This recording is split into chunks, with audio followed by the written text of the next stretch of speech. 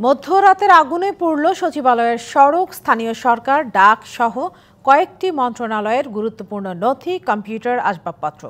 Fire সার্ভিসের ১৯টি ইউনিটের ১০ ঘণ্টার চেষ্টায় নিয়ন্ত্রণে আসে আগুন। সহায়তা করে সেনাবাহিনী, র্যাব ও বিজিবি। পরে মন্ত্রিপরিষদ বিভাগের নেতৃত্বে গঠন করা হয়েছে ৭ সদস্যের তদন্ত কমিটি। এদিকে আগুনের কারণে বিদ্যুৎ না থাকায় অনেক ভবনে বন্ধ থাকে দাপ্তরিক কাজ।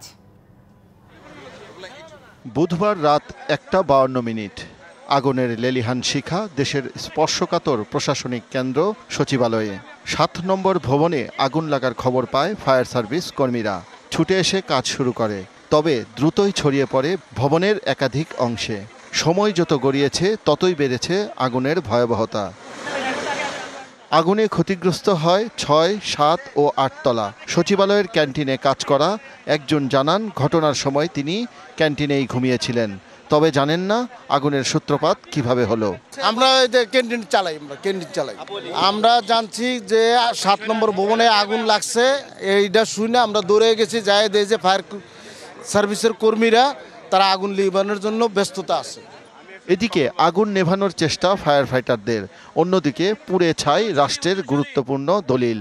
ব্যাপক ক্ষতি হয় যুব ও ক্রীড়া, ডাক ও টেলিযোগাযোগ, তথ্য প্রযুক্তি বিভাগ, স্থানীয় সরকার, শ্রম ও কর্মসংস্থান, অর্থ, সড়ক পরিবহন, সেতু মন্ত্রণালয়ের ভবন।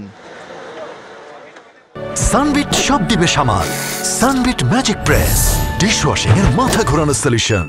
রাষ্ট্রের স্পর্শকাতর ও সর্বোচ্চ নিরাপত্তায় থাকা সচিবালয়ে রহস্যজনক এ আগুনের পেছনে কোনো ষড়যন্ত্র থাকতে পারে বলে মনে করছেন কেউ কেউ।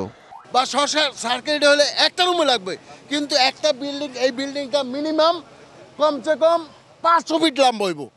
তাহলে ৫০০ ফিট বিল্ডিংটা লম্বা, এই মাথা থেকে ও মাথা আগুন, এইটা কিভাবে সম্ভব? পরিকল্পিতভাবে এই আগুন লাগানো হয়েছে। এনএসআই, ডিজিএফআই, অন্য গোয়েন্দা সংস্থারা কি করেছে তাদের জবাবদিহির আওতায় আনতে হবে আজকে। আগুন নিয়ন্ত্রণে ফায়ার সার্ভিসের সঙ্গে দ্রুতই যোগ দেয় সেনাবাহিনী, বিজিবি ও র্যাব সহ আইন শৃঙ্খলা বাহিনী। ১৯ ইউনিটের ৬ ঘণ্টার চেষ্টায় আগুন নিয়ন্ত্রণে আনে।